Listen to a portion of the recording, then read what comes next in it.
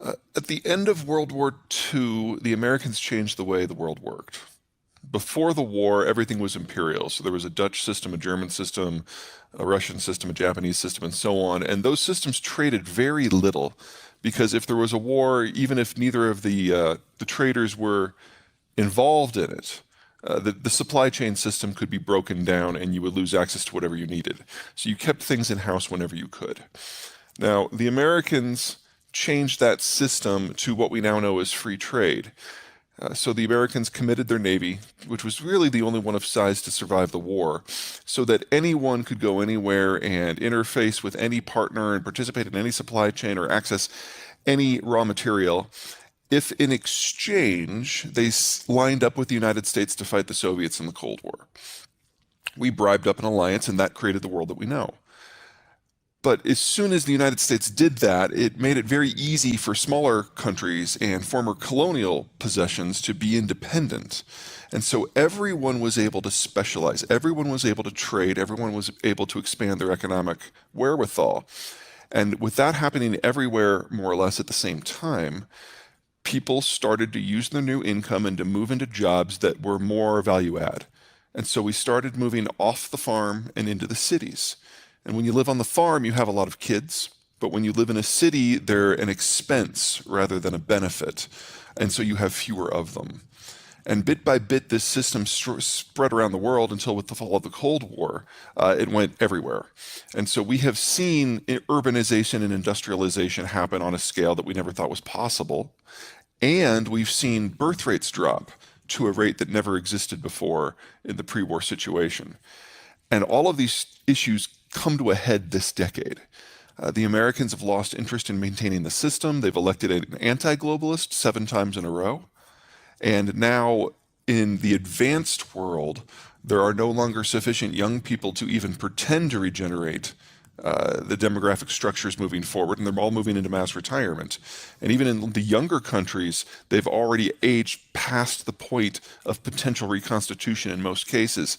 So we now have a top-heavy demography that for the last 10 years has generated a lot more capital, because when your kids move out and you haven't retired, you generate a lot of income and you can save it.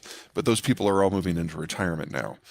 So this decade was always going to be the time we hit an investment bust, a production bust, and a consumption bust. And we don't have an economic model that works in that era. And so we're starting from scratch. And the Ukraine war is a hard stop, and coronavirus sped it up by a couple of years. And so here we are.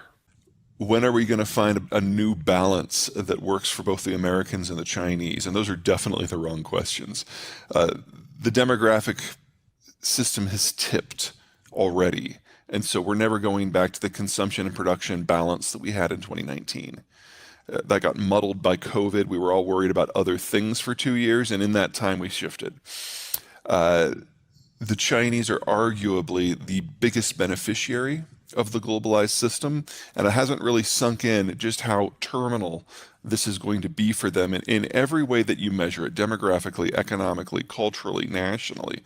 The Chinese aren't even going to exist as a country, I would say, by the end of the decade. And that's before you start factoring in some of the more acute things that are happening because of the Ukraine war and their disruption to agricultural, industrial, and energy markets, in all cases of which the Chinese are the biggest loser from the war, with the obvious exception of Ukraine itself. Sure, the technology absolutely plays a role, and it's intertwined into a lot of what I do. The question, of course, is whether or not everyone's at the same technological level or not. So one of the reasons that the Brits were so successful is not only were they an island, so the technologies of deep water navigation worked better for them than they did for anyone else. They were also then the pioneers of what we now call the Industrial Revolution. And for a good century and a half, it really was just them that had mastered those technologies. And so for the purpose of imperial expansion, for a century and a half, the Brits literally brought a gun to a knife fight over and over and over and did very well. But as soon as the technology started to spread to other entities, we went to a broad-scale wars in which the Brits were a player, not the player. And ultimately, we ended up with all the colonies breaking away because even if you're at the top of the line for tech and your opponent is at the bottom of the line, but you're in the same technological suite, then it comes down to things like numbers. And you know, 30,000 Brits occupied India until they couldn't. How, I would yeah. I would say that we're well past the point of no return on that. The most recent data we've got out of the Chinese suggests that their population actually peaked back in 2003, and that they've been overcounting their population by perhaps as many as 100 million.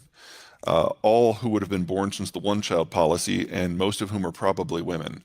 So the Chinese demography is actually more terminal already than the German or the Russian or the Korean demography. And that we can see that in adjacent related numbers such as workforce compensation rates.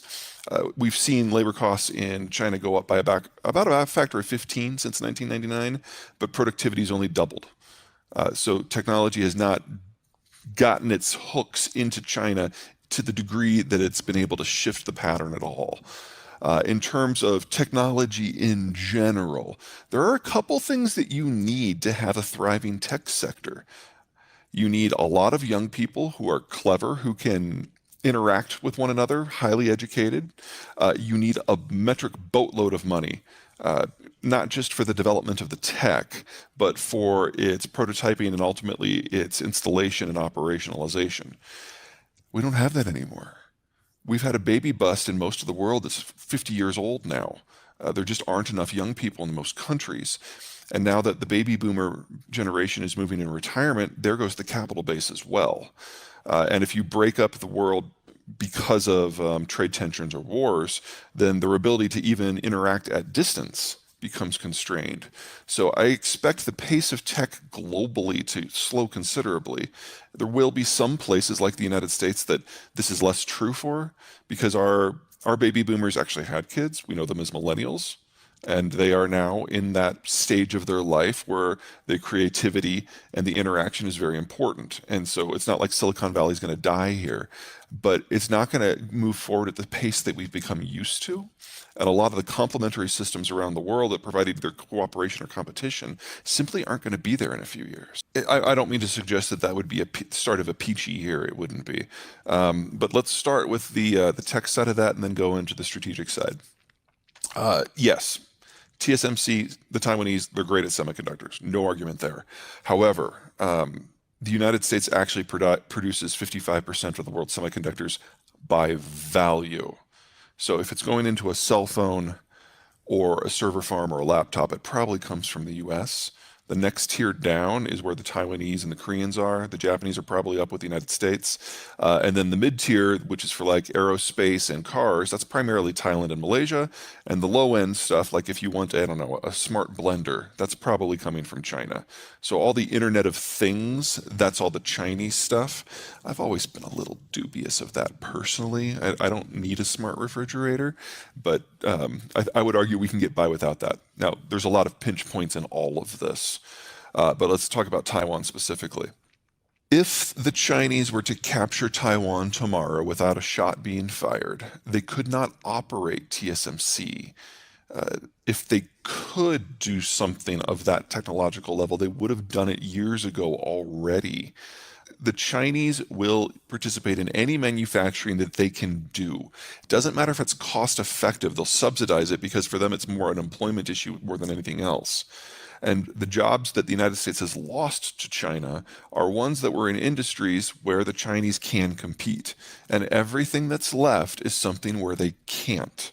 The same goes for Taiwan. So overall, I'm not overly concerned about that, at least not from an economic point of view. I don't think that's part of the Chinese rationale. Also, all the designs that are implemented in Taiwan are either done in the United States or done in Japan. So you'd have to assume that the Americans and the Japanese would then become complicit in the invasion. I think that's a bit of a reach. Beyond that,